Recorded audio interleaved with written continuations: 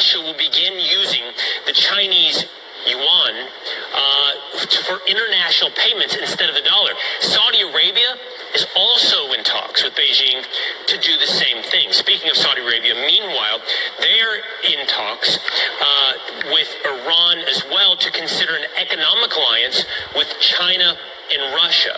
And they can even be joining the BRIC countries, which is an acronym for these countries here, Brazil, Russia, India, China, and South Africa. These countries all have emerging economies.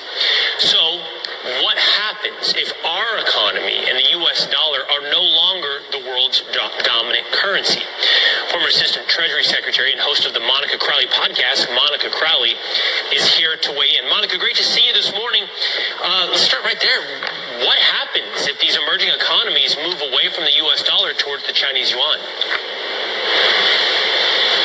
Well, good morning, Will. It's great to be with you. And it's really hard to overstate exactly how catastrophic the abandonment of the U.S. dollar would be as the world's global reserve currency. Look, since the end of World War II, the dollar has been the safe place to go, and it's been backed up by a couple of things.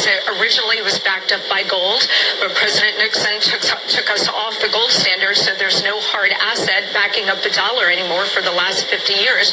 But also, it's been backed up by the strength and economic power of the United States and the fact that oil has always been traded in dollars.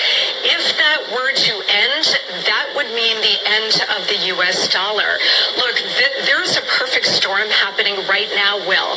The world's reserve currency, being that, having that status has been a real privilege, but we've abused the privilege by wholly reckless monetary and fiscal policies over many years, certainly over the last couple of years, which has really devalued the dollar.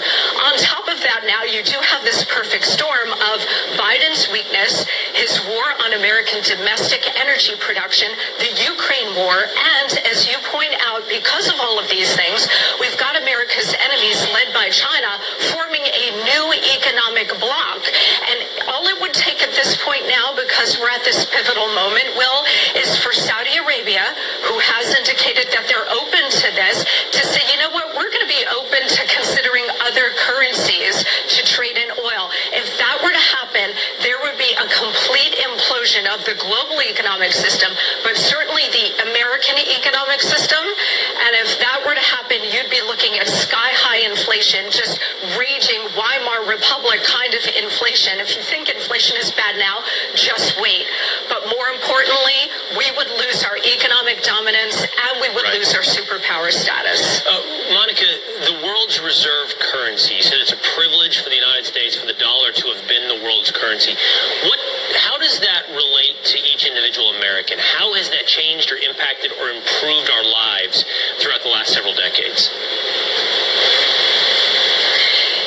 It's given the United States incredible dominance in the world in terms of the economic system and in terms of trade. It's kept prices down. So whether it's energy prices, whether it's your food prices, the entire global economic system is reliant on the safe and secure dollar. But that is no longer true, again, because we've been printing money like crazy and devalued the power of the dollar and the value of the dollar. But on top of it now, again, oil is the critical linchpin of this. If Saudi Arabia decides to join with America's enemies here and start trading oil in different currencies, that is going to undermine the entire global economic system. And here at home, you know what it's going to mean for us? It's going to mean raging inflation, so much worse than anything we have ever experienced, Will. And I'll tell you, they're setting it up so that they can then come to the rescue by introducing central bank digital currencies. If they were to do that, and the United States already has a pilot program, that means the loss of your individual economic freedom, because the government will have total access and control of everything you buy and sell, and the ability to turn it off like that. Ominous warning. I hear you. Saudi Arabia is the tipping point. Oil trading in dollars is the tipping